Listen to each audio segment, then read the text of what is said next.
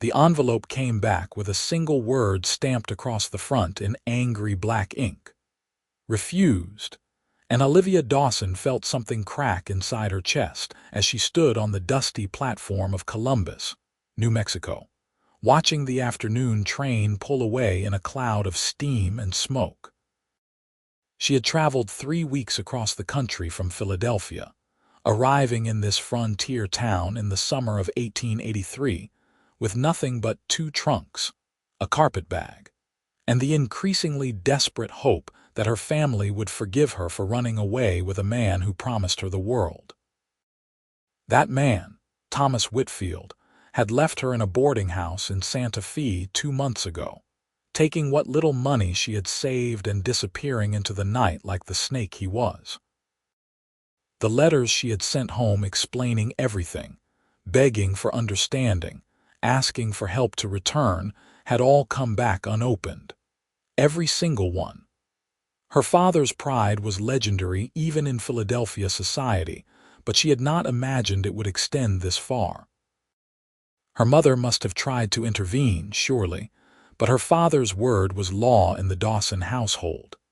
Now she stood in Columbus with 43 cents in her reticule, wearing a dress that had once been fine but was now stained with travel and poverty, and she had nowhere to go. The boarding house, where she had spent her last 2 nights, had made it clear that her credit was exhausted. The town stretched before her in the harsh afternoon light, adobe buildings baking under the relentless sun, horses tied to hitching posts swishing their tails against the flies, and somewhere a piano playing badly in what she assumed was a saloon. She picked up her carpetbag, leaving the trunks on the platform because she could not carry them alone, and walked toward the center of town with her head held as high as she could manage. The main street was wide and dusty, lined with establishments that seemed to blur together in the heat. She passed a general store, a barber shop, a land office, and a hotel that looked far too expensive for her remaining coins. A group of men outside the saloon watched her pass with interest that made her skin prickle, but she kept her eyes forward. The restaurant on the corner had a sign in the window that simply read "EAT here," and beneath it, in smaller letters, "Help Wanted." Olivia stopped, stared at those 2 words as if they were a lifeline thrown to a drowning woman, and pushed open the door. The interior was dim after the brutal sunlight, and it took her eyes a moment to adjust. The restaurant was simple but clean, with a dozen tables covered in checkered cloths and a long counter at the back. The smell of beef stew and fresh bread made her stomach clench with hunger. She had not eaten since yesterday morning. "We are not open yet." The voice came from behind the counter, belonging to a stout woman with graying hair pulled back in a severe bun. Her face was weathered like saddle leather, but her eyes were sharp and assessing. "I saw the sign," Olivia said, her voice steadier than she felt. "The one about needing help." The woman looked her up and down, taking in the quality of her dress despite its current state, the way she held herself, the obvious marks of education and breeding. "You are not from around here." "No, madam, Philadelphia originally." There seemed no point in lying, long way from home. "Yes, madam. You know anything about cooking, serving, hard work?" The woman's tone suggested she doubted it. Olivia set down her carpetbag and met the woman's eyes directly. "I know I need work, and I am willing to learn anything you are willing to teach me. I can read and write and do figures. I do not have anywhere else to go, and I will work harder than anyone you could hire, because I have no other choice." Something shifted in the woman's expression, a softening that might have been sympathy or might have been respect. "What is your name?" "Olivia Dawson." "Martha Green. This is my place, has been for 15 years. She wiped her hands on her apron and came around the counter. "You run away from something or to something?" "I thought I was running to something," Olivia admitted. "I was wrong." Martha nodded as if this was a story she had heard before. You got a place to stay, not anymore. Room upstairs. It is small and the roof leaks when it rains, but it is yours if you work for me. Meals included, and a small wage once you prove you can handle the work. I open at 5 in the morning and close at 9 at night, 6 days a week. Sunday afternoons off. You will serve, clean, help with cooking, and anything else I need. It is not easy work. I will take it, Olivia said immediately. Thank you, Mrs. Green, Martha, and do not thank me yet. You might hate me by the end of the week. But there was a hint of a smile at the corner of her mouth. Come on, I will show you the room and you can get settled. We open for supper in 2 hours.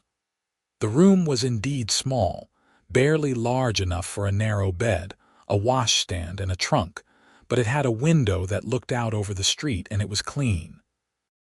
Olivia stood in the doorway feeling a rush of relief so intense it made her dizzy. She had a roof, a job, and a chance to survive. It was more than she had dared hope for an hour ago. The necessary is out back, Martha said from behind her. Water pump is in the kitchen. You can fetch your trunks from the station later. Right now, come down and I will show you what needs doing. The next 2 hours passed in a blur of instruction. Olivia learned where the dishes were kept, how Martha liked the tables set, which customers had particular preferences, and how to carry 3 plates at once without dropping them. Her hands, which had never done more than needlework and piano playing, fumbled with the unfamiliar tasks, but she gritted her teeth and kept trying. When the first customers arrived, she was as ready as she could be. The dinner rush was overwhelming. Cowboys came in dusty from the range. Railroad workers with loud voices and big appetites, merchants closing up their shops, and a few families with children who made messes that had to be cleaned immediately. Olivia's feet ached, her back hurt, and she was fairly certain she had spilled something on every table at least once, but she smiled and served and cleared plates with determination that bordered on desperation. It was nearly 8 o'clock when he walked in. She noticed him immediately because he moved with a stillness that stood out among the rough chaos of the other customers. He was tall and lean, with dark hair that needed cutting and eyes the color of the sky just before a storm. His clothes were dusty from riding, his boots worn but well made, and he wore a gun belt with the casual ease of someone who had carried one most of his life. He took a table by the window, removing his hat to reveal a face that was all angles and shadows, handsome in a hard, weathered way. Olivia approached with her notepad and pencil, trying to ignore the way her pulse had quickened. "Good evening. What can I bring you?" He looked up at her, and she saw surprise flicker across his face, quickly masked. "Evening, madam. I will take the stew and cornbread and coffee if it is fresh." "Made an hour ago," she said, writing down his order. "That will do fine." He hesitated, then added, "You are new here." "First day," she admitted. "Is it that obvious?" "Only a little." There was a hint of amusement in his voice. "You are doing fine." She felt an absurd flush of pleasure at the compliment and hurried back to the kitchen before he could see it. Martha was ladling stew into bowls with practiced efficiency. "Who is the man at the window table?" Olivia asked, trying to sound casual. "Riley Garrett. He has a ranch about 10 miles north of here. Comes in once or twice a week, keeps to himself mostly, but he is decent, pays his bills and does not cause trouble." Martha handed her the bowl and a plate of cornbread. "Why? Just curious. I do not know anyone here yet." "Well, you could do worse for people to know. His family has been in this area for 20 years, since before Columbus was much more than a trading post. His father died 5 years back, and Riley has run the ranch since. Works hard by all accounts." Olivia carried the food back to his table, acutely aware of his eyes following her movements. When she set the bowl and plate in front of him, he nodded his thanks. "Appreciate it, Miss Dawson," "Olivia Dawson, Miss Dawson." He picked up his spoon. "Welcome to Columbus." "Thank you, Mr. Garrett." His eyes widened slightly. "You already know my name," Martha told me, she said honestly. "She seems to know everyone. That she does. Been the heart of this town for a long time."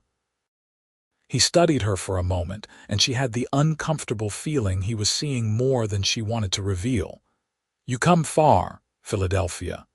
That is a long journey. You have family here." "No." She did not elaborate, and after a moment he nodded and turned his attention to his meal, releasing her from the conversation.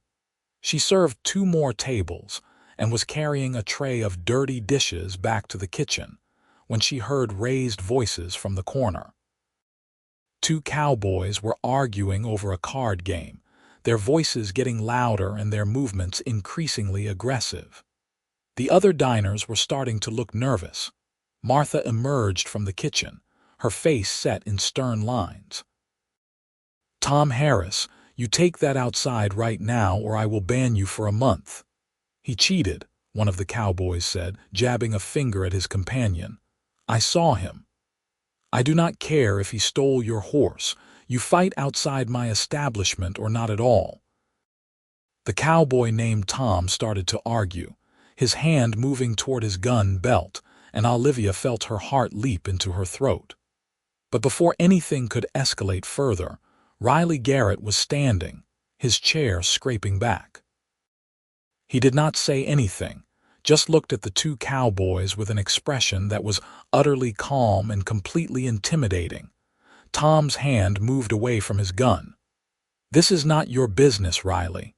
"You are upsetting the lady," Riley said quietly, with a slight nod toward Martha. "Apologize and leave, or I will make it my business." The tension stretched for a long moment, and then Tom threw some coins on the table and stormed out, his companion following with a muttered apology. The restaurant slowly returned to normal, conversations resuming, forks clinking against plates. Riley sat back down and returned to his meal as if nothing had happened. Martha caught Olivia's eye and raised an eyebrow that clearly said, "See what I meant?" When Riley finished eating and came to the counter to pay, Olivia was there to take his money. He counted out exact change and then paused, looking at her with an expression she could not quite read. "Miss Dawson, forgive me for being forward, but you look like someone with troubles." She stiffened, pride warring with the exhaustion that made her want to simply tell someone, anyone, the truth. "I am managing." "I am sure you are." He put his hat back on, adjusting the brim. "But if you ever need help, or just someone to talk to who is not mixed up in whatever brought you here, the Garrett Ranch is 10 miles north on the main road. Anyone can give you directions." "That is kind of you," she said carefully, "but I cannot imagine why I would need to impose." "Maybe you would not, but the offer stands." He tipped his hat to her and then to Martha. "Ladies, good evening." After he left, Martha came to stand beside Olivia, both of them watching through the window as he mounted a sturdy bay horse and rode off into the gathering darkness. "He is a good man," Martha said. "Lonely, I think, since his father passed. His mother died when he was young. Ranch keeps him busy, but it is not the same as having family." Olivia thought of her own family, of the unopened letters and the final, crushing rejection. "No," she agreed quietly. "It is not." The days that followed fell into a rhythm that was punishing but strangely comforting. Olivia woke before dawn, dressed in the plain work dresses Martha lent her, and went downstairs to help prepare breakfast. She learned to crack eggs without getting shell in the pan, to slice bread evenly, to judge when the coffee was ready by its smell. She served miners and ranchers, merchants and drifters, learning the rhythms of the town through the people who came through Martha's door. Her hands, once soft and carefully tended, developed calluses. Her back grew accustomed to the constant bending and lifting. She fell into bed, each night too exhausted to dream, which was a mercy because when she did dream, it was of Philadelphia, of her mother's face, of the home she could never return to. Riley Garrett came in 3 times that first week. He always took the same table by the window, always ordered simply, and always left exact change with a nod of thanks. He did not try to engage her in conversation beyond the necessary pleasantries, but she felt his eyes on her sometimes, thoughtful and curious. On Sunday afternoon, her first half-day off, Olivia walked to the post office. It was a small building attached to the general store, run by a tired-looking man named Mr. Peterson, who also served as the telegraph operator. She stood at the counter for a long moment, gathering her courage, and then asked for paper and an envelope. Back in her small room, she sat on the edge of the bed and tried to compose another letter home. The words came hard. She had already said everything she could think to say in the previous letters. Apologies, explanations, pleas for forgiveness. What else was there? But she had to try one more time. She was halfway through writing when someone knocked on the door that led up from the restaurant. Martha's voice called, "Olivia, you have a visitor." Confused, she went downstairs to find Riley Garrett standing in the restaurant, hat in hand, looking slightly uncomfortable. It was strange to see him in the empty space without the bustle of customers and the clatter of dishes. "Mr. Garrett." "Is something wrong?" "No, madam. I apologize for disturbing your day off. I was in town for supplies and I thought I would check how you are settling in." It was a thin excuse and they both knew it. Olivia glanced at Martha, who was pretending to wipe down tables but was clearly listening. "That is kind of you. I am settling in well, thank you." He shifted his weight, the hat brim turning in his hands. "Miss Dawson, I am not usually one to pry into other people's business, but I wanted you to know that if you are in some kind of trouble, there are people in this town who would help. Martha is one of them. I would like to think I am another. I appreciate that, but I am not in trouble, not anymore. The kind of trouble you ran from or the kind that might follow you."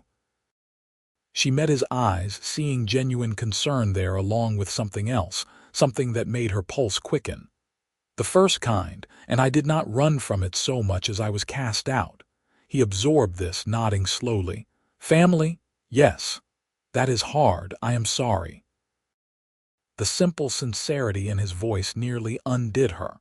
She had not realized how much she needed someone to acknowledge what she had lost, to treat it as real grief rather than shameful scandal. "Thank you," she managed. "I am making a new start here, that is all. A new start is good." He put his hat back on. "I will leave you to your afternoon, but Miss Dawson, if you need anything at all, my offer stands." After he left, Martha came to stand beside her, a knowing look on her face. "That man is interested in you. He was just being kind. He was being interested. I have known Riley Garrett since he was 16 years old, and I have never seen him seek out anyone the way he just sought you out. He is not a man who does things without reason." Olivia felt a flutter of something she did not want to name. "I am not looking for that kind of attention. I came here to work and to survive, not to entangle myself with another man." "Riley Garrett is nothing like whatever man led you astray," Martha said firmly. "But I understand your caution. Just do not close yourself off completely. Sometimes the best things come when we are not looking for them." Olivia finished her letter that evening and posted it the next morning on her way to work. She tried not to think about it, tried not to hope, but hope was an insidious thing. For 3 weeks she watched for the mail delivery, her heart jumping every time Mr. Peterson came into the restaurant for his lunch. When the letter finally came back, it was like being slapped. The same angry stamp, refused, the same handwriting that was definitely her father's clerk. They had not even opened it. They did not want to know what she had to say. They had cut her out of their lives as completely as if she had died. She stood behind the counter holding the envelope, staring at that cruel word, and felt tears she had been holding back for months start to burn in her eyes.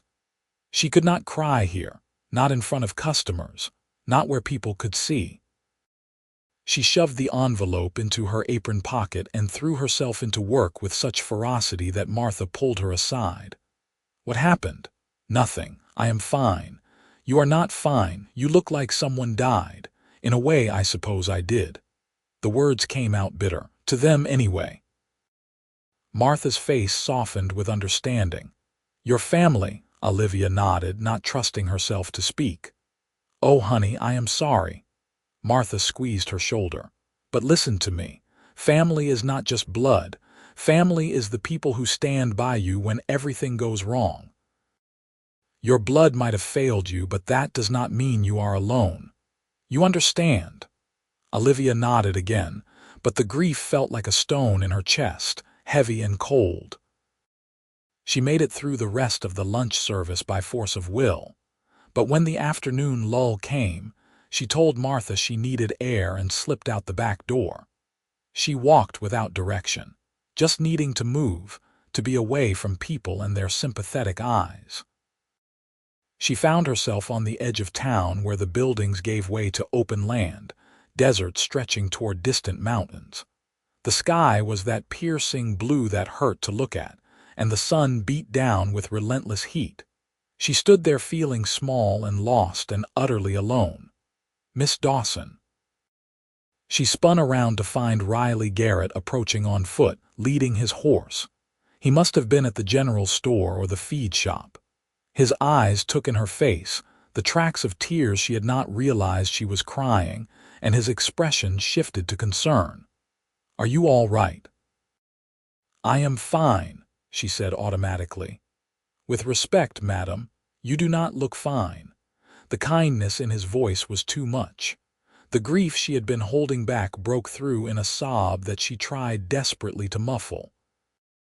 She turned away, humiliated, but he was suddenly there beside her, his hand gentle on her arm. "Hey, it is all right. Whatever it is all right." "It is not," she said through tears. "It will never be all right. They will never forgive me, and I will never go home, and I am stuck here in the middle of nowhere with no family and no future and nothing." "That is not true," he said firmly. "You have a job. You have Martha, who thinks the world of you even if she would not say it. You have a whole town that is starting to know you and like you, and you have me if you want." She looked up at him, vision blurred with tears. "You do not even know me. Then tell me. What happened?" And somehow, standing there in the dusty edge of Columbus with this near stranger who looked at her like she mattered, the whole story came pouring out. Thomas Whitfield and his promises, the elopement that scandalized Philadelphia society, the discovery that he was a con man with debts and warrants, his abandonment of her in Santa Fe, her attempts to contact her family, their refusal to acknowledge her existence. The letters that kept coming back unopened. Riley listened without interrupting, his face growing harder as she spoke, particularly at the parts about Thomas. When she finally ran out of words, he was quiet for a long moment. "Your family is wrong," he said finally. "Whatever you did, whatever mistakes you made, they are wrong to abandon you like this. You are their daughter, they should stand by you. I disgraced them. I ran away with an unsuitable man and caused a scandal. I broke every rule of proper society. You were fooled by a man who was good at fooling people. That is not the same as being wicked or worthless." He reached into his pocket and pulled out a handkerchief, offering it to her. "Here." She took it and wiped her eyes, trying to compose herself. "Thank you for listening. I should not have burdened you with all of this." "It is not a burden." He paused, seeming to struggle with something, then said, "Miss Dawson, I want to make you an offer, and I hope you will not take it the wrong way." She tensed, suddenly wary. He saw her reaction and shook his head quickly. Not that kind of offer. I am not that kind of man. I meant this. You want to write letters, letters that tell your side of things, letters that explain how you are feeling and what you are doing. But you cannot send them to your family because they will not read them. So write them to me instead. She stared at him. What? Write to me. Tell me about your days, your thoughts, whatever you would have told your family if they were willing to listen. I promise I will read every word. I will write back if you want. It might help to have someone to talk to, even if it is just on paper. Why would you do that? Why would you want to read about my boring life? Because I do not think your life is boring. Because I think you are brave and strong and you deserve to have someone pay attention to what you have to say. He met her eyes steadily. And because I would like to know you better, Miss Dawson, if you would allow it. There was no mistaking the interest in his voice, the quiet hope. Olivia's first instinct was to refuse, to protect herself from any possibility of being hurt again. But as she looked at Riley Garrett, at his honest face and steady eyes, she found herself wanting to say yes. Not because she was looking for romance or rescue, but because the idea of having someone to write to, someone who would read her words and care about them, was like water in the desert. All right, she said softly. I will write to you. His face broke into a smile that transformed him from merely handsome to breathtaking. Good, that is good. I will look forward to it. She wrote the first letter that night, sitting at the small table in her room by lamplight. It felt strange at first, addressing words to Riley instead of to her parents. But after the first few awkward sentences, it became easier. She told him about her day, about the customers she had served, about Martha's terrible jokes, and the way the desert sunset had painted the sky in shades of orange and purple. She told him about Philadelphia, about the life she had left behind, about the things she missed and the things she did not. When she finished, she had covered 3 pages in her careful handwriting. She folded them, sealed the envelope, and addressed it to Riley Garrett, Garrett Ranch. The next morning she gave it to Mr. Peterson with instructions to include it in the ranch delivery. 3 days later, a cowboy came into the restaurant during the lunch rush and handed her an envelope. From Mr. Garrett, madam. He said to make sure you got it directly. Her hands shook slightly as she took it. She waited until her break to open it, sitting on the back steps in the shade, and unfolded the pages with a mixture of excitement and nervousness. Riley's handwriting was bold and clear, easier to read than she had expected from a rancher. He thanked her for writing, told her he had enjoyed learning about her day, and then launched into a description of life on the ranch that was so vivid she could almost smell the dust and sage. He wrote about the cattle drive he was planning, about a mare who had foaled the night before, about his ranch hands and their various quirks. He asked her questions about Philadelphia, about what she liked to read, about her thoughts on the desert landscape. It was not a letter from a man trying to court her. It was a letter from a friend, warm and engaging and genuinely interested. She read it 3 times before folding it carefully and tucking it into her pocket. That night she wrote back. Over the following weeks, the letters became a lifeline. Olivia poured everything into them, thoughts and feelings she had not shared with anyone, observations about her new life, questions about his world. Riley's responses came regularly, sometimes twice a week, full of stories and jokes and thoughtful answers to her questions. She learned about his childhood, about his father who had taught him everything about running a ranch, about his mother who had died when he was 10 and whose memory he still cherished.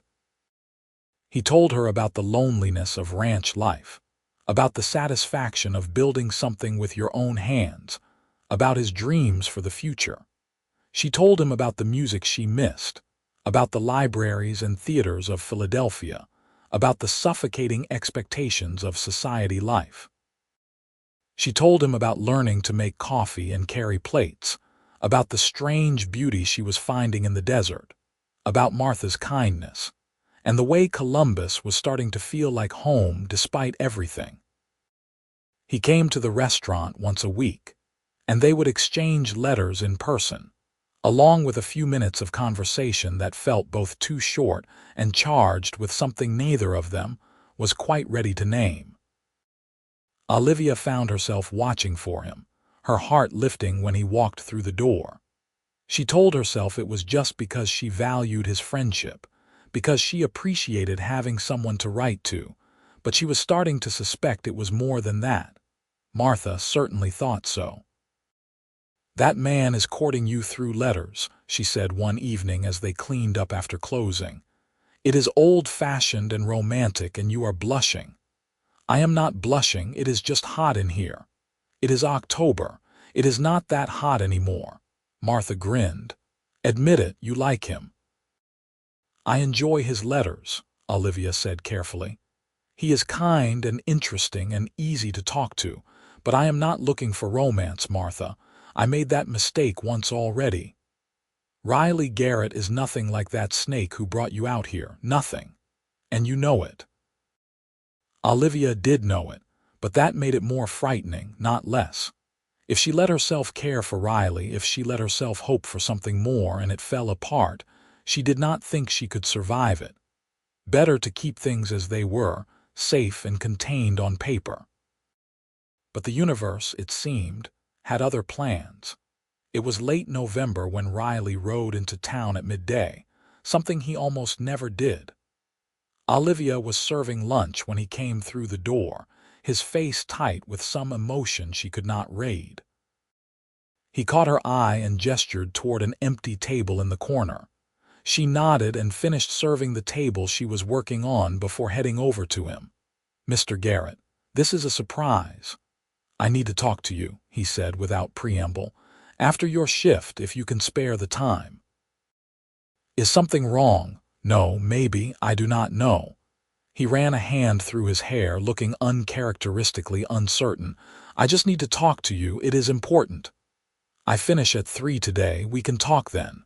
"Thank you." He ordered coffee but barely touched it, sitting in the corner looking lost in thought until she finished her work. At 3 o'clock, Martha shooed her out with a knowing look. Riley was waiting on the boardwalk outside, pacing slightly. When he saw her, he stopped. "Thank you for making time." "I know you are tired." "It is fine. What did you want to talk about? Can we walk? I think better when I am moving." They walked toward the edge of town in silence, Riley seeming to gather his thoughts. Finally, when they were away from curious eyes and ears, he stopped and turned to face her.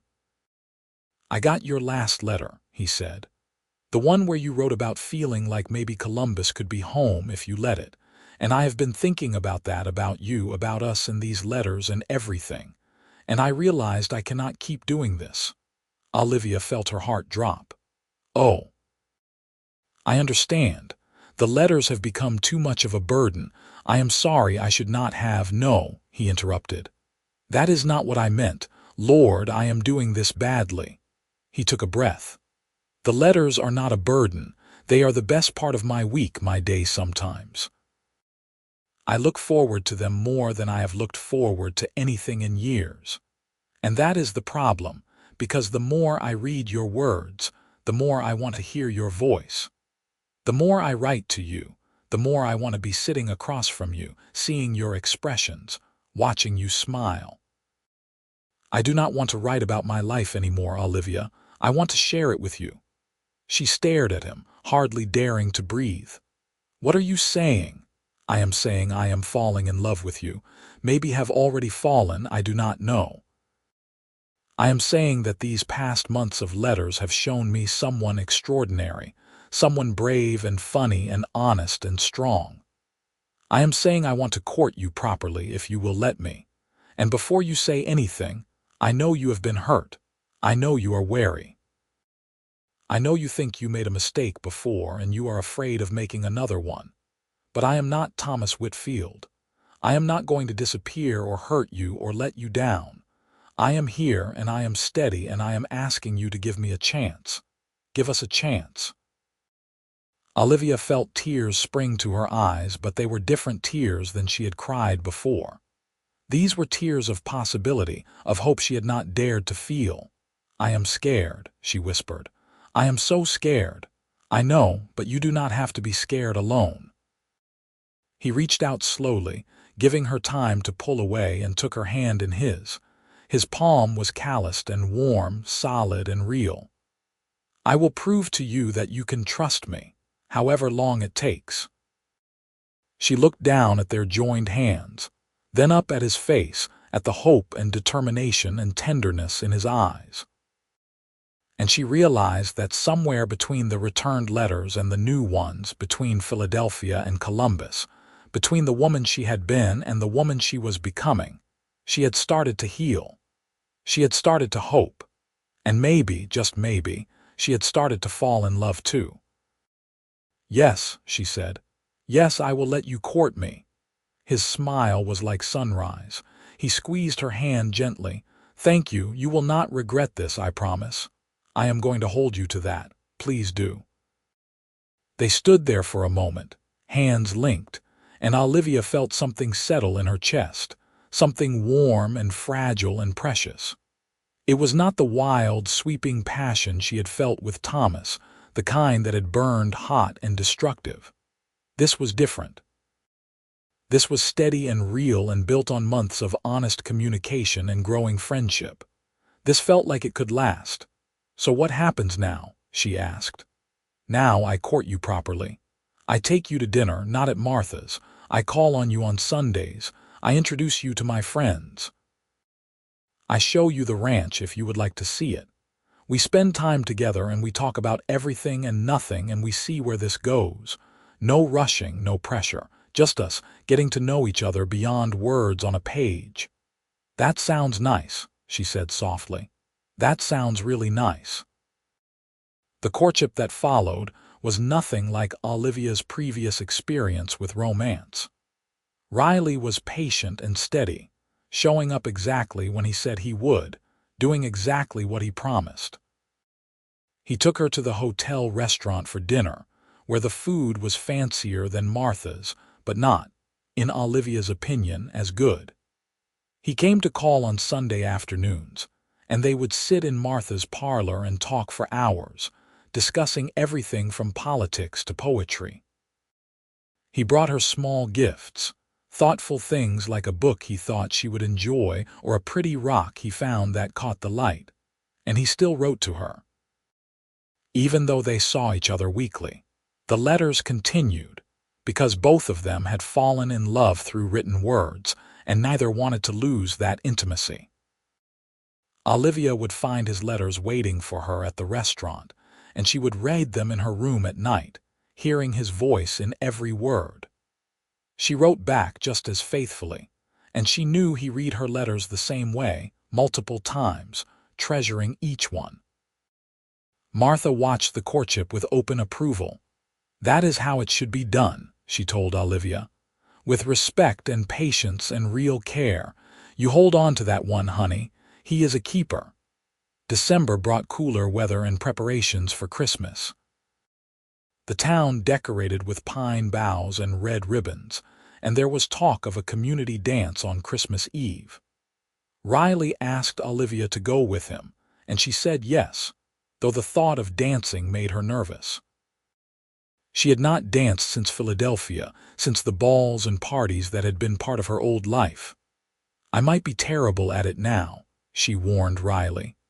"I am out of practice, and besides, I only know waltzes and quadrilles. I do not know what people dance here." "We dance pretty much the same things," he assured her. "Maybe a little less formally, and you could not be terrible at anything if you tried." The dance was held in the church hall, which had been decorated with cedar branches and candles. The whole town seemed to be there, families and couples and single folks all mixing together. There was a band made up of local musicians, a fiddler and a guitarist and a man with a concertina, and they were surprisingly good. Riley was a better dancer than Olivia had expected, leading her through waltzes and reels with easy confidence. She stumbled a few times, unused to the energetic frontier style, but he just laughed and steadied her and told her she was doing fine. By the end of the evening, she was flushed and happy, more relaxed than she had been in months. They stepped outside for air during a break in the music, standing on the church steps and looking up at the brilliant stars. The desert night was cold and clear, and Olivia pulled her shawl tighter around her shoulders. "Cold?" Riley asked immediately. "We can go back inside." "No, this is perfect. I love looking at the stars. You can see so many more here than in Philadelphia." "That is one advantage of the middle of nowhere," he agreed. He was quiet for a moment, then said, "Olivia, can I ask you something?" "Of course." "Do you miss Philadelphia, your old life?" She considered the question seriously. "I miss some things. Music and museums and being able to walk to a bookstore. I miss my mother, or the idea of my mother, even though I know she chose my father over me. But the life itself? No. I thought I would, but I do not.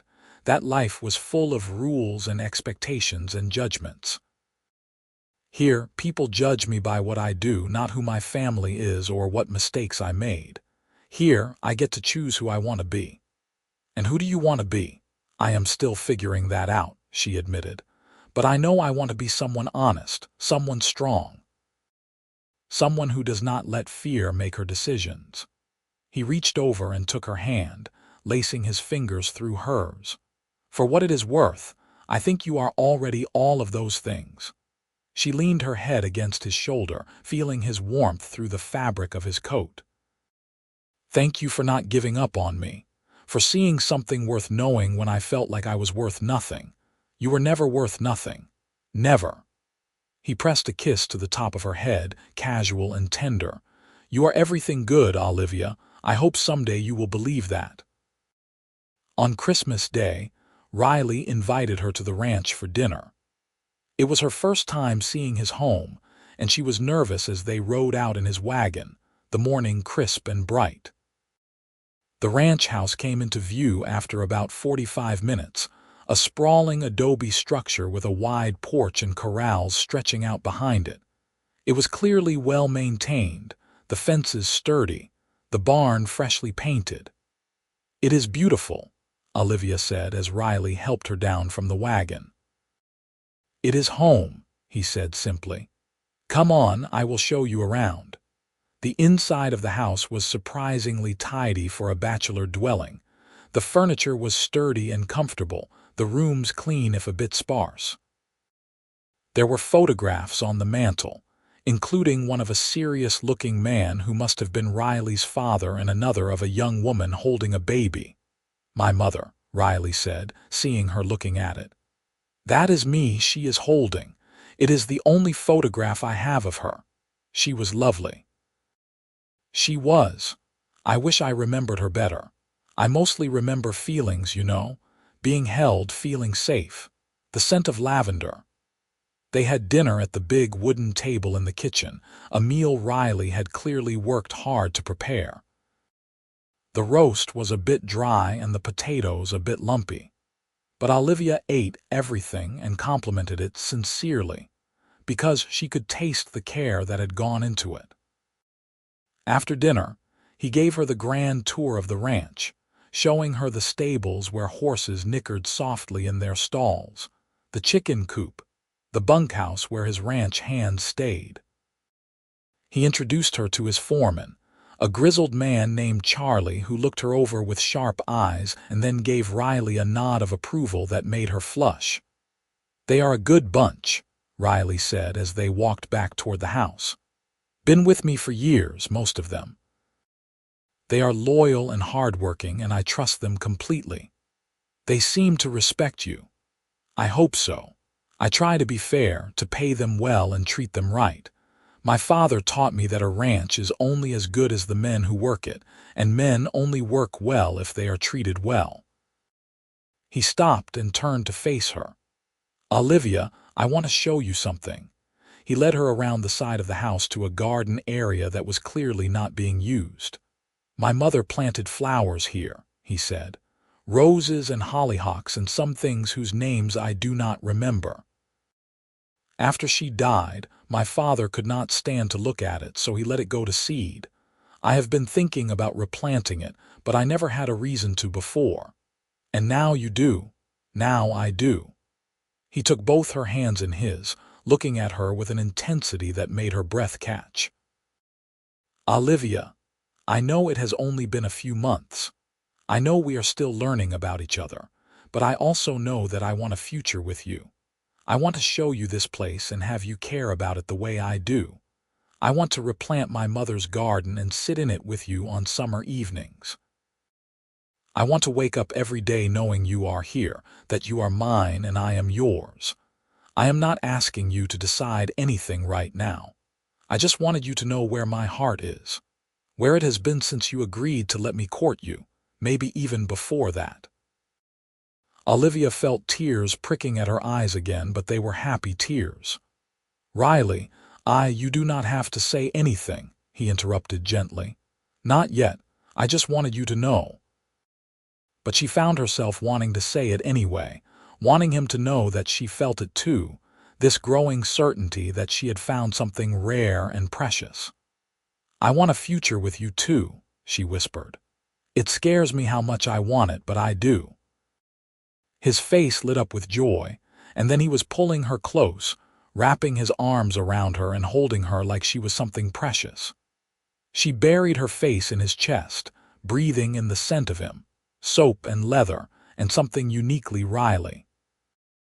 They stood there for a long time, holding each other in the winter sunlight, and Olivia felt the last of her walls crumbling when they finally pulled apart. Riley cupped her face in his hands and kissed her forehead, soft and reverent. Thank you, he murmured, for giving me a chance. For trusting me. Thank you for being someone worth trusting. January brought cold winds and occasional rain, rare enough to be an event in the desert. Olivia had been in Columbus for 6 months now, and it felt like a lifetime and no time at all. She had learned the rhythms of the town, knew most of the residents by name, could carry 6 plates at once without breaking a sweat. Martha had started teaching her to cook, and to both their surprise, Olivia had a knack for it. Riley continued to court her with steadfast devotion. They saw each other multiple times a week now, and Olivia spent most Sundays at the ranch, helping plan the garden and getting to know the hands. She learned to ride a horse, awkward and nervous at first but gradually finding her seat. Riley was patient with her, never pushing, always encouraging. The letters continued too, though they changed in character. They were less about explaining themselves and more about sharing the small moments of their days, the thoughts and observations they wanted the other to know. Olivia kept every letter Riley sent her in a hat box under her bed, tied with a ribbon. She knew he kept hers too in a drawer in his desk. It was early February when Martha sat her down for a serious conversation. They were in the kitchen after closing, having coffee while the day's dishes soaked. "You are thinking about marrying him," Martha said without preamble. Olivia did not bother to deny it. "Is it that obvious? Only to someone who has known you since you had nothing and watched you build yourself back up. You are happy, really happy. And you are thinking about the future in a way you were not before." "I love him," Olivia admitted. "I did not mean to, or maybe I did. I do not know any more, but I love him, Martha. The way he looks at me like I am something wonderful. The way he listens when I talk, really listens. The way he is kind and steady and exactly who he seems to be. I love him." "Then what are you waiting for? For him to ask, I suppose. And for me to be absolutely certain that I am not making another mistake." Martha reached across the table and took her hand. "Honey, you are not making a mistake. That man loves you with everything he has. He would cut off his own arm before he would hurt you, and you know it. So when he asks, and he will ask, you say yes. You grab that happiness with both hands and you do not let go. You understand me?" "I understand." Riley asked her 2 weeks later on a Sunday afternoon at the ranch. He had planned it, she realized later, every detail carefully thought out. He took her for a ride to a place he called the Overlook, a spot on his property where the land rose slightly and you could see for miles in every direction. The desert stretched out around them in shades of brown and green and gold, beautiful in its stark simplicity. They dismounted and Riley spread out a blanket, and they sat together looking at the view. He had brought food, bread and cheese and apples, and they ate while talking about nothing in particular. Then he reached into his saddlebag and pulled out a small wooden box. "I have been carrying this around for a week," he said, turning it over in his hands, "trying to find the right moment. Then I realized that any moment with you is the right moment." Olivia's heart started to pound. "Riley, let me say this, please. I have been thinking about what to say for weeks, but now that we are here, all the fancy words have gone out of my head." He opened the box to reveal a ring, simple gold with a small diamond. "This was my mother's. My father gave it to her when they got engaged, and she wore it every day until she died. It is the most valuable thing I own, not because of the gold or the diamond, but because it represents a love that lasted, a marriage that was true. I want that with you, Olivia. I want to build a life together, to face whatever comes as partners. I want to give you a home and a family and every bit of happiness I can manage. I want to wake up next to you every morning and fall asleep beside you every night. I want to be yours, completely and forever. Will you marry me?"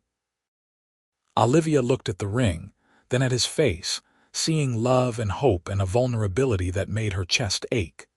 This man, this good, steady, wonderful man, was offering her everything. A home, a future, a love that she knew in her bones was real and lasting. "Yes," she said, her voice thick with tears. "Yes, Riley, I will marry you." His whoop of joy echoed across the desert as he swept her into his arms, spinning her around before setting her down and kissing her for the first time. It was a kiss full of promise and passion and tender restraint, and when they finally pulled apart, both of them were breathless. "I love you," he said, sliding the ring onto her finger. It fit perfectly. "I love you so much. I love you too." She looked down at the ring, at the way it caught the light, and felt a surge of happiness so intense it was almost frightening. "I did not think I would ever feel this way again, safe and loved and like I have a future worth looking forward to." "You do. We do." He kissed her again, softer this time. "We are going to be so happy, Olivia, I promise you that." They were married in April in the same church where they had danced at Christmas. It was a small wedding, just the people who mattered. Martha stood up with Olivia, tears streaming down her face throughout the ceremony. Charlie was Riley's best man, gruff and uncomfortable in a suit but clearly honored. Most of the town came to watch, and to the reception afterward, which was held at Martha's restaurant. Olivia wore a simple white dress that Martha had helped her sew, with lace at the collar and cuffs.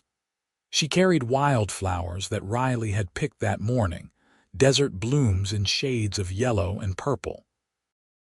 Riley wore a new suit that he had bought in Las Cruces, his hair freshly cut, looking handsome enough to make her breath catch. The ceremony was short and sweet. They exchanged vows in front of the minister and their friends, promises to love and honor and cherish. When Riley kissed her, making her officially his wife, the church erupted in applause and cheers. The reception was loud and joyful, full of food and music and dancing. Olivia danced with Riley, with Charlie, with Mr. Peterson from the post office, with half the men in town. She hugged Martha so hard and so long that they both ended up crying again. She felt cherished and celebrated, and for the first time since leaving Philadelphia, truly at peace. As the evening wound down and guests started to leave, Riley pulled her aside. Ready to go home, Mrs. Garrett, Mrs. Garrett, she would never get tired of hearing that. Yes, let's go home. They rode back to the ranch in the wagon, the stars brilliant overhead, Riley's arm around her shoulders. The house was dark when they arrived, the hands having discreetly made themselves scarce. Riley helped her down from the wagon and then, to her surprise, swept her up into his arms. "What are you doing?" she laughed, "carrying my bride over the threshold. It is tradition. You are going to hurt yourself. You weigh nothing. Stop fussing and let me be romantic." He carried her through the door and into the house, into the bedroom that was now theirs. He set her down gently, and for a moment they just stood there, looking at each other in the lamplight. "Are you happy?" he asked softly. "Happier than I have ever been," she said honestly. "Riley, I cannot believe this is my life now, that I get to be here with you. Believe it. This is real. We are real." He cupped her face in his hands, his touch infinitely gentle. "I am going to spend the rest of my life making sure you never doubt it." Their wedding night was tender and sweet, full of whispered words and gentle exploration, learning each other in this new way. Riley was patient and loving, making sure she felt cherished and safe. Afterwards, they lay tangled together in the darkness, and Olivia felt a contentment so deep it was almost overwhelming. "Tell me about the garden," she murmured, half asleep against his chest. "What we will plant." "Roses," he said, his fingers tracing lazy patterns on her back. "Red ones like my mother had, and hollyhocks and maybe some lavender because you mentioned once that you liked the scent. Whatever you want, love. It will be your garden." "Our garden," she corrected. "Our garden," he agreed. Life as a rancher's wife was different from anything Olivia had imagined, but she found herself thriving in ways she had not expected. She learned to manage a household on a much larger scale than the tiny room at Martha's. She cooked for the ranch hands during busy seasons, hearty meals that earned her their respect and loyalty. She learned about cattle and horses, about the rhythms of ranch life, about the 100 small decisions that went into running a successful operation. She worked alongside Riley to plant the garden, digging in the dirt with her bare hands, learning the feel of soil and seed. They planted roses and hollyhocks, lavender and marigolds, creating something beautiful in a harsh land. On summer evenings, they would sit on the porch and watch the sun set, talking about their days, making plans for the future. Olivia still wrote letters, though not to Riley anymore since they were together every day. Instead, she wrote to Martha once a week, keeping her friend updated on her new life.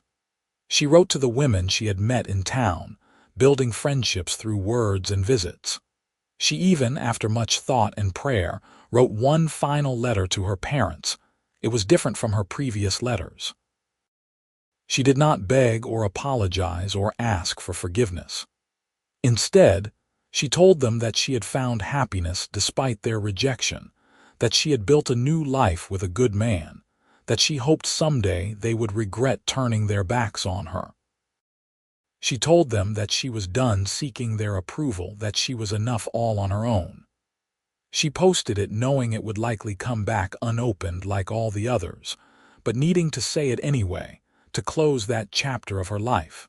To her shock, 2 months later, she received a reply. It was from her mother, written in secret based on the tone and the plea not to write back because her father would be furious if he knew. The letter was short and sad, full of regrets and explanations that did not quite excuse anything. Her mother congratulated her on her marriage, said she hoped Olivia was happy, and admitted that she thought of her daughter every day and missed her terribly. It was not an apology and it was not an invitation home, but it was acknowledgement. It was something. Olivia cried when she read it, not from grief this time, but from a complicated mix of emotions she could not quite name. She showed it to Riley, who held her while she processed it all. "You want to write back?" he asked. I do not think I can. She asked me not to, and I do not want to cause her trouble. But maybe someday, when enough time has passed and my father is not so angry, maybe someday she will be brave enough to reach out properly. And if she does not, then I will be sad, but I will be all right. Because I have you, and I have Martha, and I have this life we are building together. That is enough. More than enough. The first year of marriage passed in a blur of work and love and growing contentment. Olivia learned more about ranching than she had ever imagined wanting to know. She learned to doctor sick calves, to help with branding despite the smell, to keep the books for the ranch's finances. Riley taught her to shoot, patient through her initial squeamishness about guns, until she was proficient enough to handle herself if needed. They had their disagreements, of course. The adjustment to living together was not always smooth. Riley had lived alone for so long that he sometimes forgot to communicate his plans, while Olivia still occasionally withdrew when she was hurt instead of speaking up. But they worked through it, learning to talk to each other, to be honest about their feelings, to give and take and compromise. In the spring of their second year of marriage, Olivia realized she was pregnant. She told Riley over dinner, nervous despite knowing he wanted children. His reaction was everything she could have hoped for, joy and excitement and tender concern all mixed together. "Are you happy?" he asked, taking her hands across the table. "I am terrified," she admitted. "But yes, I am happy. Are you?" "I am going to be a father," he said, his voice full of wonder. "We are going to have a baby. Olivia, this is the best news I have ever gotten." The pregnancy was not easy. Olivia was sick for months, exhausted and unable to keep much food down. Riley was endlessly patient, bringing her weak tea and dry toast, holding her hair when she was ill, worrying over her with a devotion that would have been smothering if it had not been so clearly born of love. By the time her stomach settled in the second trimester, summer had arrived in full force. The garden they had planted was thriving, a riot of color against the brown landscape. Olivia would sit among the flowers in the early mornings when it was cool, her hand on her growing belly, talking to the baby about their life, about Riley, about the world they would grow up in. Martha came to visit often, fussing over Olivia and offering advice from her own experiences with pregnancy years ago. The wives of Riley's ranch hands brought food and hand-me-down baby clothes and their own stories. Olivia felt surrounded by community in a way she never had in Philadelphia, where friendships had been based on social standing rather than genuine care. The baby was born in late December, during one of the coldest winters New Mexico had seen in years.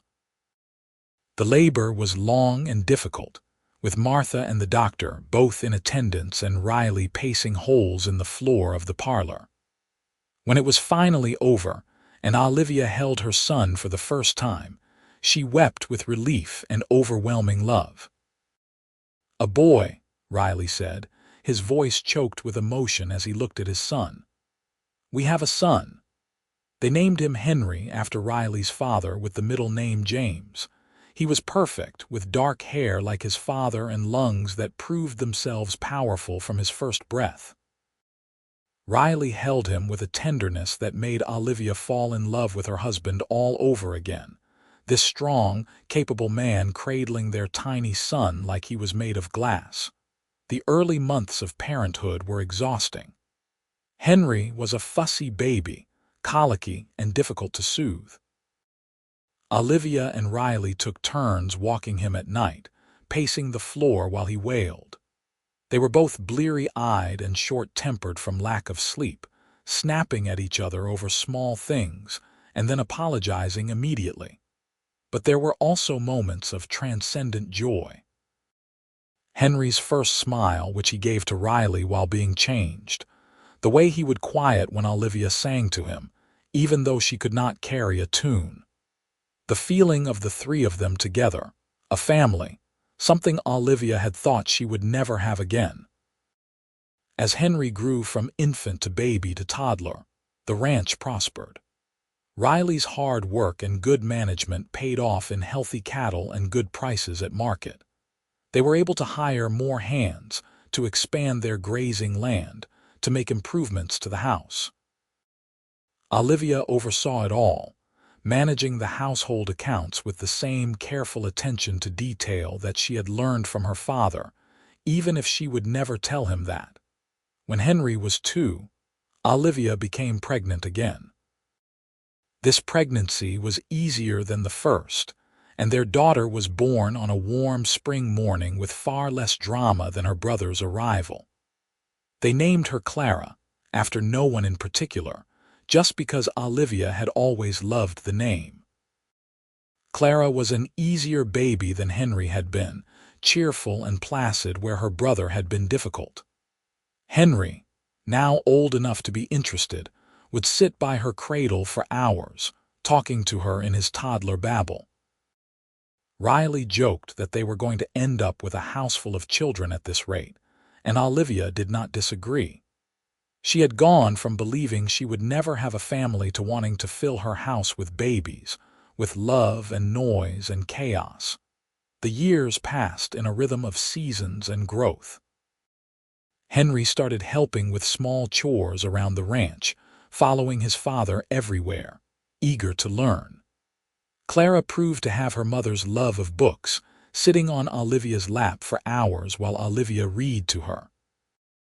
A third child arrived, another boy they named William, and then 3 years later, a second daughter named Lucy.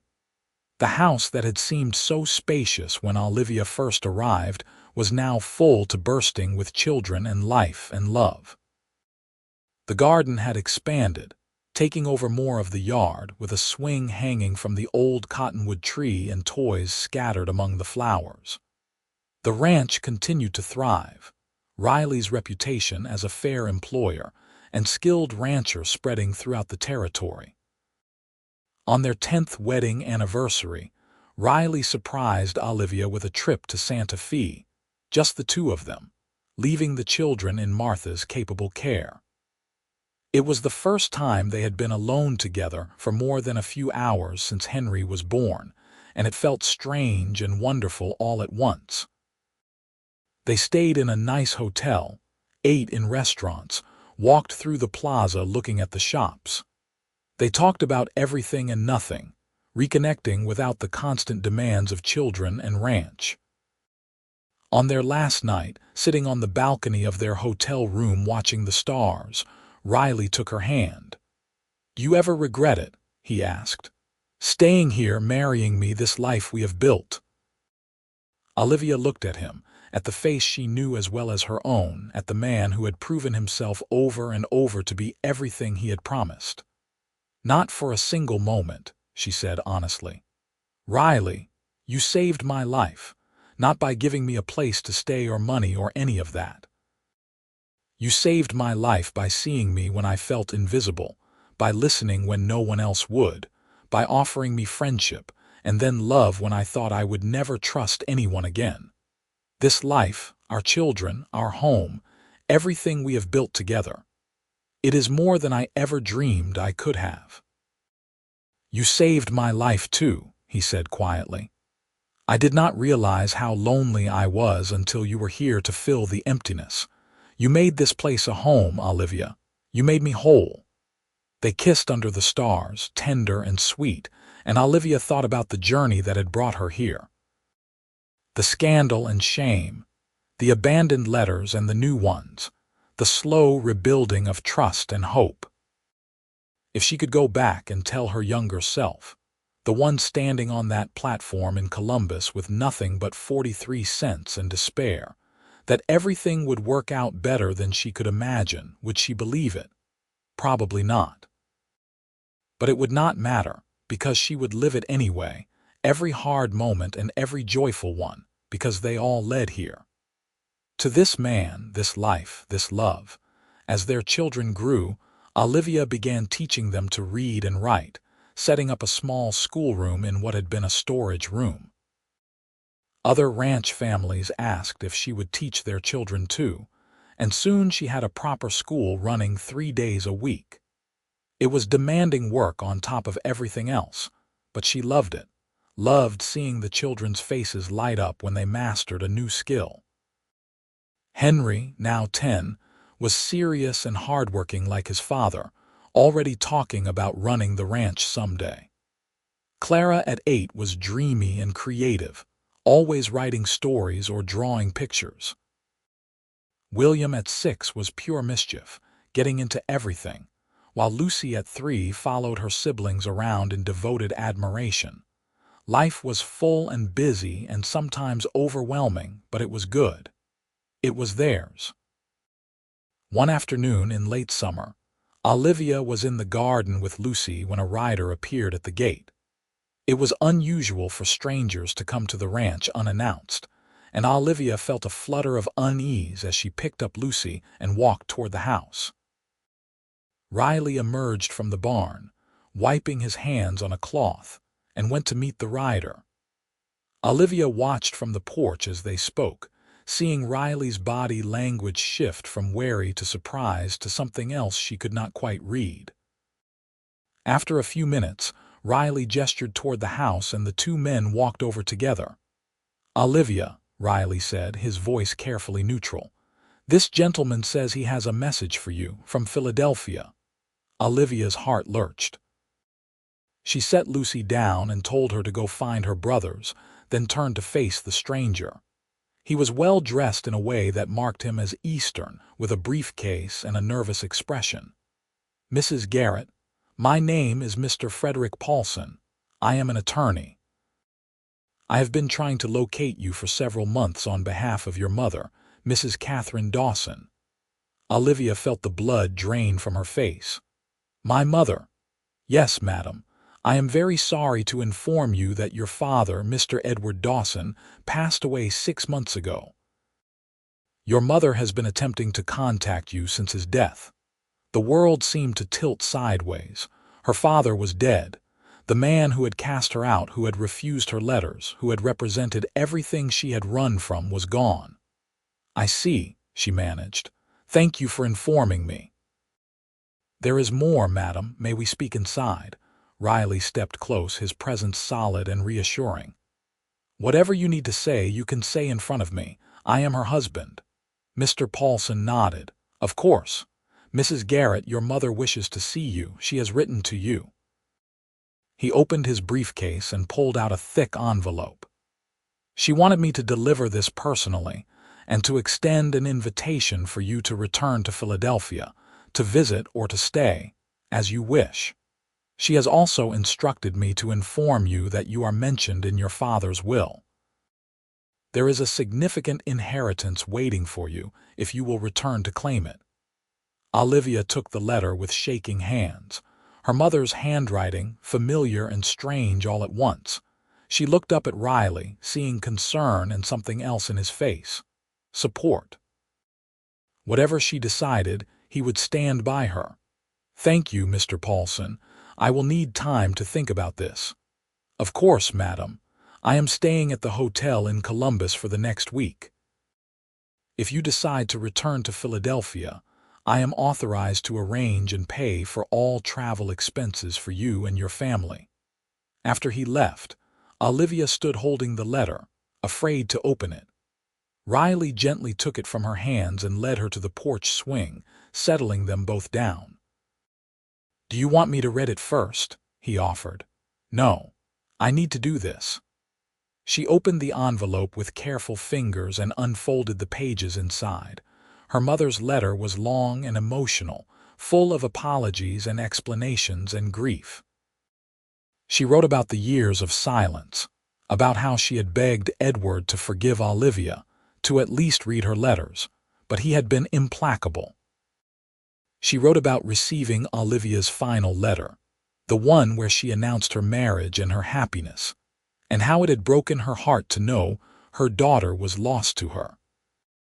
When Edward died suddenly of a heart attack, Catherine had immediately tried to find Olivia, but the trail had gone cold after Santa Fe.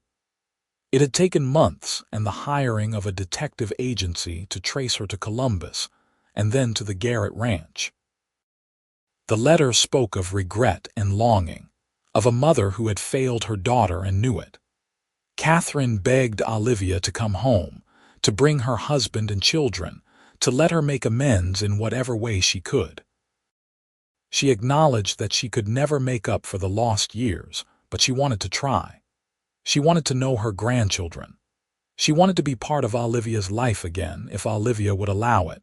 By the time Olivia finished reading, tears were streaming down her face. Riley pulled her close, letting her cry against his chest. "What do you want to do?" he asked when she finally quieted. "I do not know.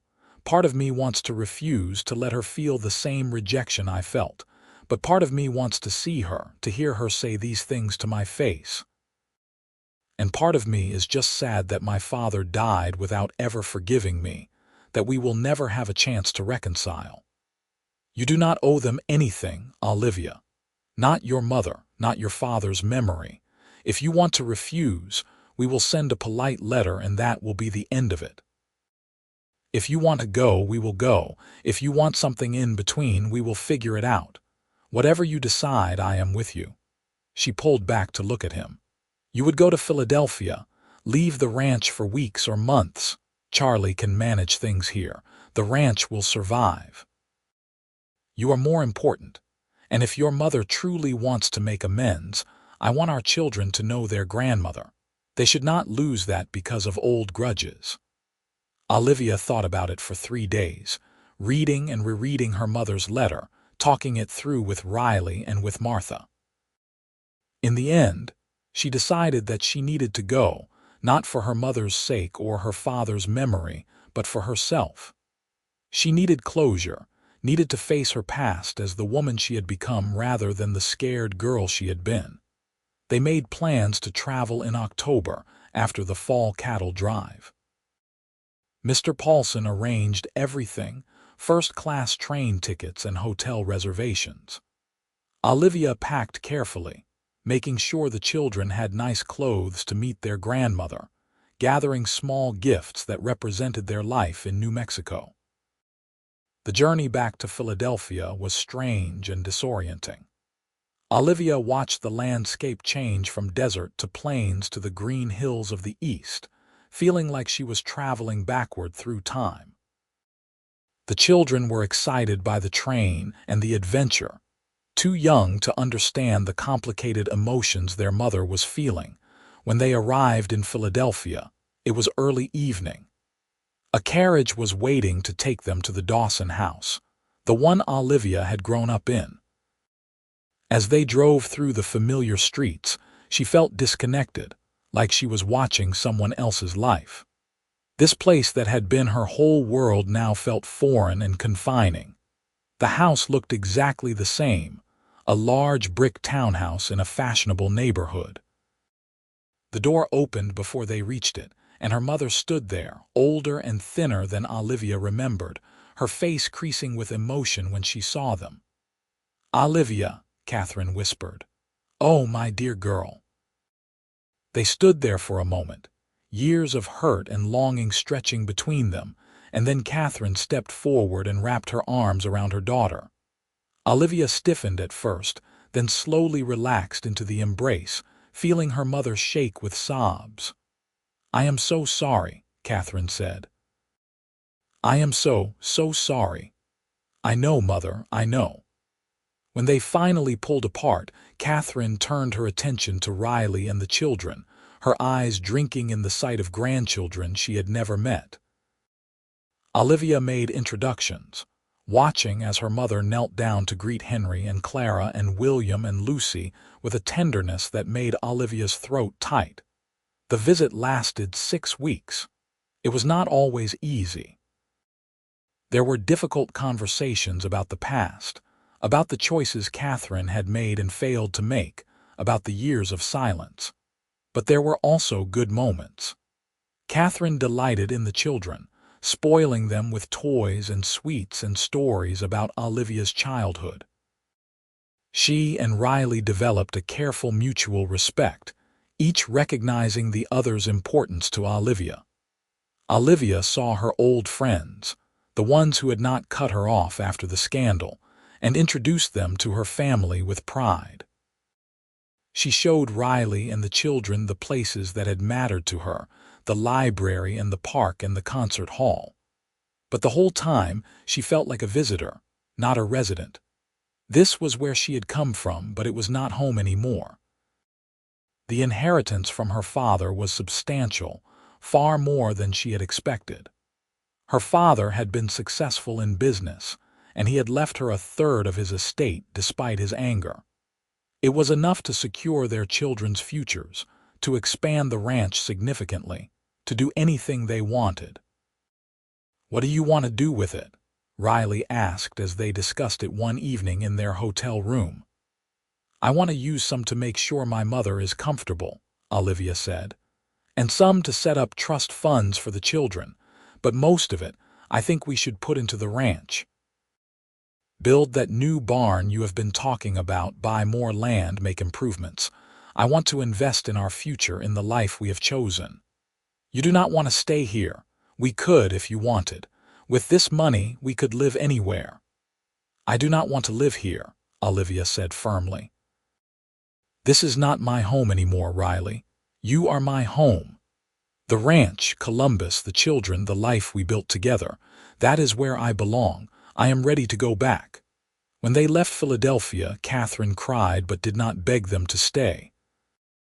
She had learned that lesson, at least, that trying to control Olivia only drove her away. Instead, she made Olivia promise to write regularly and to visit again, and she said she hoped to come to New Mexico someday to see their ranch. "I am proud of you," Catherine said as they said goodbye at the train station. "I know I have no right to be, that I forfeited that when I let your father push you away. But I am proud of the woman you have become, of the life you have built. Your father was wrong. I wish he had lived long enough to realize it." "So do I," Olivia said honestly, "but I have made my peace with it, Mother. I hope you can too." The journey back to New Mexico felt like coming up for air after being underwater.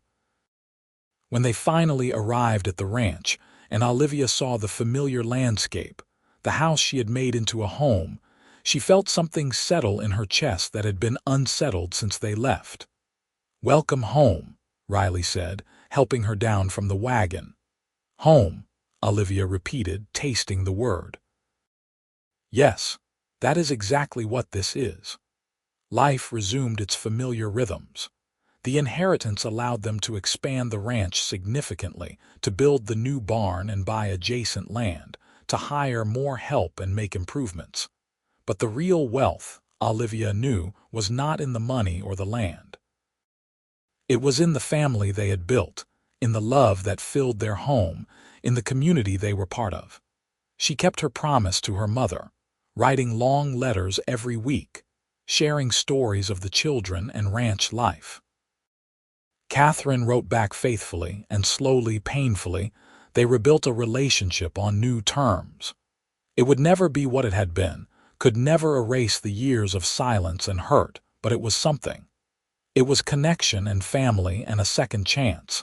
Years continued to pass.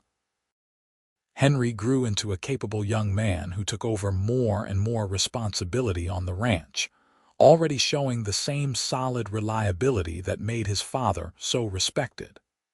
Clara discovered a talent for teaching and began helping Olivia with the school. William proved to have a gift with horses, while Lucy showed signs of being every bit as headstrong and determined as her mother. More children came, 2 more daughters and another son, until the house was truly bursting at the seams and they had to add on another wing. The ranch prospered year after year, becoming one of the most successful operations in the territory. Olivia's school grew until other families built a proper schoolhouse in town and hired her as the official teacher. On their 20th wedding anniversary, Riley and Olivia stood in the garden they had planted together all those years ago. It had grown wild and beautiful, roses climbing the fence, hollyhocks towering overhead, lavender filling the air with its scent. The swing on the cottonwood tree that had held their children now held their oldest grandchild, Henry's son, with another grandchild on the way. 20 years, Riley said, his arm around her waist. Sometimes it feels like forever, and sometimes it feels like yesterday that you walked into Martha's restaurant looking lost and brave all at once. I was terrified, Olivia admitted. I thought my life was over. I never imagined it was actually just beginning. Your letters never came back unopened again, he said with a smile. Not after I told you to write to me instead. Best decision I ever made writing to you. Well, second best. The first best was marrying you. I love you, Olivia Garrett. I have loved you since you were Olivia Dawson standing on the edge of town crying over letters that came back refused. I will love you until the day I die and probably after that too. I love you too. Thank you for seeing me when I could not see myself. Thank you for giving me a home and a family and a reason to hope again. Thank you for being exactly who you are. They kissed in their garden in the home they had built, surrounded by the evidence of their life together. And Olivia thought about the girl she had been, arriving in Columbus with nothing but grief and fear, and the woman she had become, strong and loved and content. The journey between those two people had been hard, but every step had been worth it. Her letters home had come back unopened, marking the end of one life. Riley had said, "Write to me instead," offering the beginning of another. And in those letters, in the words shared between two lonely hearts, they had found everything they needed: love and trust and partnership. A home, a family, a future. It had been more than enough. It had been everything. The years flowed on like a river, steady and sure. Olivia and Riley grew older together, their hair graying, their movements slower, but their love only deepening with time. They watched their children marry and have children of their own. The ranch now a family enterprise spanning generations. The house they had filled with babies was now filled with grandchildren and great-grandchildren, loud and chaotic and full of laughter. Martha passed away at the age of 82, surrounded by friends, including Olivia, who held her hand until the end. "You did good, honey," Martha whispered as she slipped away. "You took your pain and turned it into something beautiful. Your mama would be proud." Olivia wept at her funeral, mourning the loss of the woman who had been mother and friend and savior all in one. Catherine visited New Mexico 3 times before age made travel impossible, and she and Olivia managed to forge a relationship built on acceptance rather than regret. When Catherine died, Olivia grieved but without the bitter anger that had once consumed her. Her mother had tried in the end. That had to be enough. The territory of New Mexico became the state of New Mexico, and Olivia and Riley witnessed the change with the perspective of people who had seen so much history unfold. Their ranch, now run primarily by Henry and his brothers, was one of the largest and most respected in the region, known for fair dealing and quality stock. On a warm spring morning, when Olivia was 68 and Riley 71, they sat together on the porch swing, watching the sun rise over land they had worked and loved for almost half a century.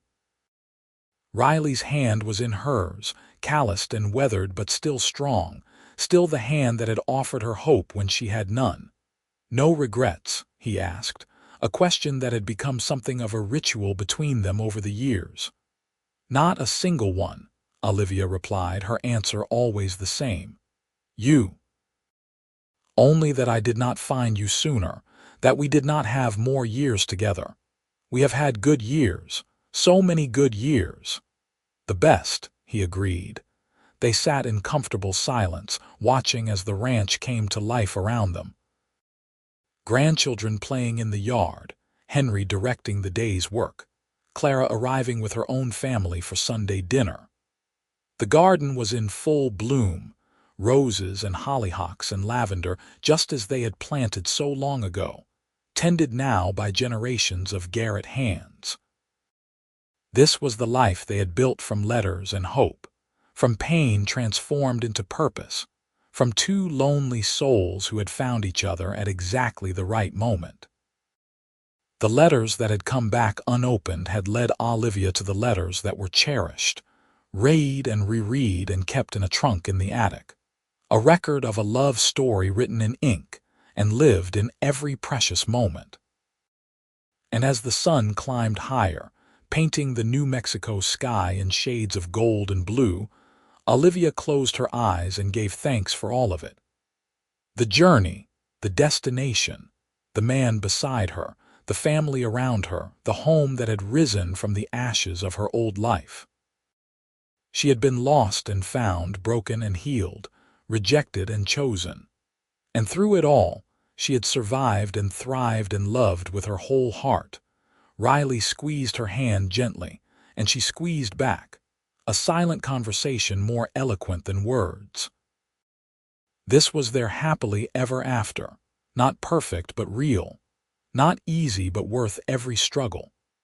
They had found each other in the Wild West, in the dust and heat and vast open spaces, and they had created something that would last long after they were gone. Their story would be told by their grandchildren and great-grandchildren, passed down through generations of Garretts who would work this land and call it home. The story of Olivia Dawson, who came to Columbus with nothing and left a legacy of love and strength. The story of Riley Garrett, who saw past the surface to the extraordinary woman beneath. The story of letters that changed everything, that proved words could heal and connect and create something beautiful. As they rocked gently on the porch swing, Olivia thought of the envelope that had come back stamped refused, the one that had broken her heart all those years ago. At the time, it had felt like an ending, the final rejection that proved she had no place to go and no one to turn to. But it had actually been a beginning, the catalyst that had led her to write to Riley instead, to open her heart to possibility, to give trust another chance. Sometimes, she thought, our greatest blessings come wrapped in our deepest sorrows. Sometimes being refused by one family leads us to the family we were always meant to find. Sometimes the letters that come back unopened are making way for the ones that will be treasured forever. And as Riley leaned over to kiss her temple, as she heard the laughter of her grandchildren playing in the garden they had planted, as she sat in the home they had built on land they had loved, Olivia knew with absolute certainty that she was exactly where she belonged. The journey had been long and hard and worth every step, and she would not change a single moment of it. This was her story. This was their story, and it was perfect.